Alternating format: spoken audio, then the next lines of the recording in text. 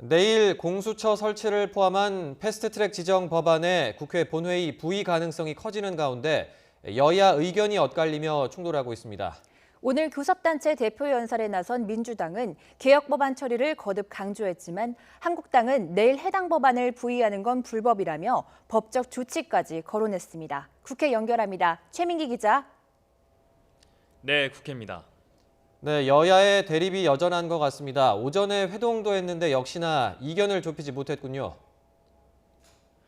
네, 그렇습니다. 이 패스트트랙 법안 처리를 두고 모인 오전 여야 원내대표 회동은 아무 성과 없이 끝났습니다. 이 내일 사법개혁 법안의 본회의 부의 전망을 두고 여야가 양보 없이 대립하는 모양새입니다. 이 앞서 교섭단체 대표 연설 첫 주자로 나선 민주당 이인영 원내대표는 이 공정과 개혁, 공존을 키워드로 꼽으며 개혁 입법의 중요성을 거듭 강조했습니다.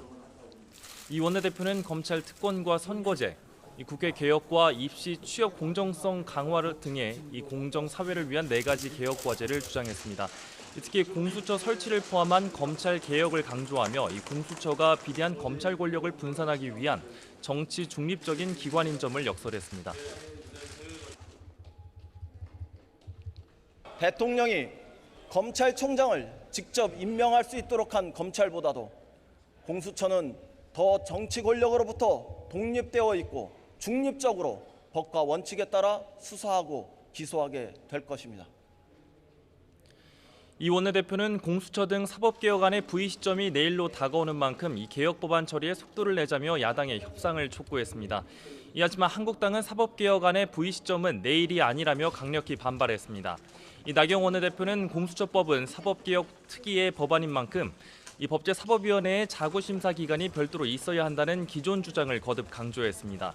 이어 문희상 국회의장이 부의를 강행할 경우 이 법적 조치도 불사하겠다며 저지선을 적극적으로 펼쳤습니다. 내일 당장 국회 본회의에 부의하는 것은 명백히 불법이라는 점을 다시 한번 말씀드렸습니다. 이 불법적인 부의에 대해서도 할 수 없이 저희가 법적인 검토를 거치고 법적인 조치를 할 수밖에 없다는 말씀을 드렸습니다. 이 바른미래당 오신환 원내대표도 내일 부의는 패스트트랙 취지에 안 맞는다고 거들었습니다. 어차피 합의가 안 되면 처리가 어려운 만큼 문 의장이 정치력을 발휘해 쟁점 해소에 나서는 게 바람직하다고 말했습니다. 이렇게 여야 입장이 평행선을 달리는 가운데 문 의장은 내일 사법개혁 법안에 부의 의사를 내비치고 있어 이 여야의 거센 충돌이 예상됩니다. 다만 부의와 상정은 엄연히 다른 만큼 내일 부의가 되더라도 이 사법개혁안이 당장 상정 처리될 가능성은 거의 없을 것으로 전망됩니다. 지금까지 국회에서 YTN 최민기입니다.